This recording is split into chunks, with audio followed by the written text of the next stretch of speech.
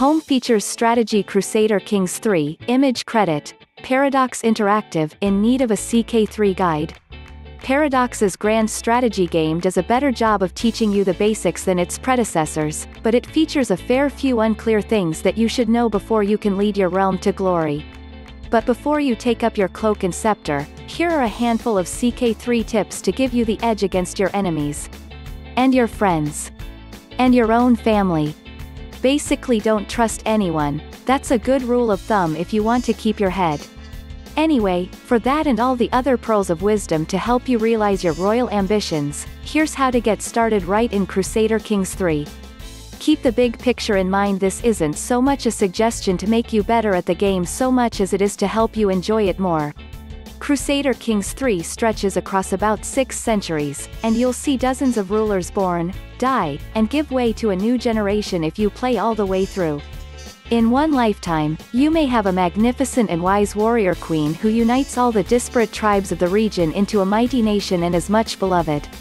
The next, her dull and uncouth eldest son might end up in a succession war with his more cunning younger brothers and see the once great realm fall into chaos and division.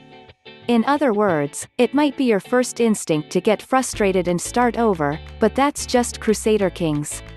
As long as your dynasty doesn't die out, and you don't lose your last county, you can always rebuild.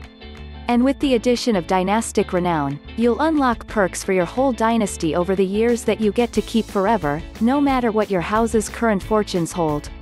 Unlocking new legal innovations in later eras will also allow you to create more stability by, for instance, getting rid of that pesky partition succession and letting your main heir keep all your land when you die. You're always accumulating progress in some way, so try enjoy the story even if the borders of your kingdom fracture or shrink.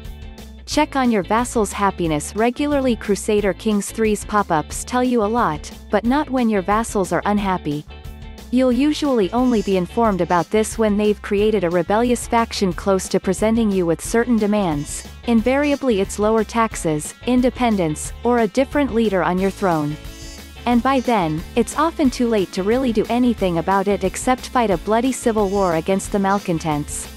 Regularly open your realm or faction screen to find out if any of your vassals are unhappy with you, and why.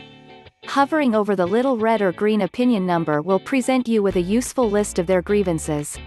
Image Credit, Paradox Interactive, focus on one county, especially early on. Almost all realms begin with the Confederate Partition or Partition succession law,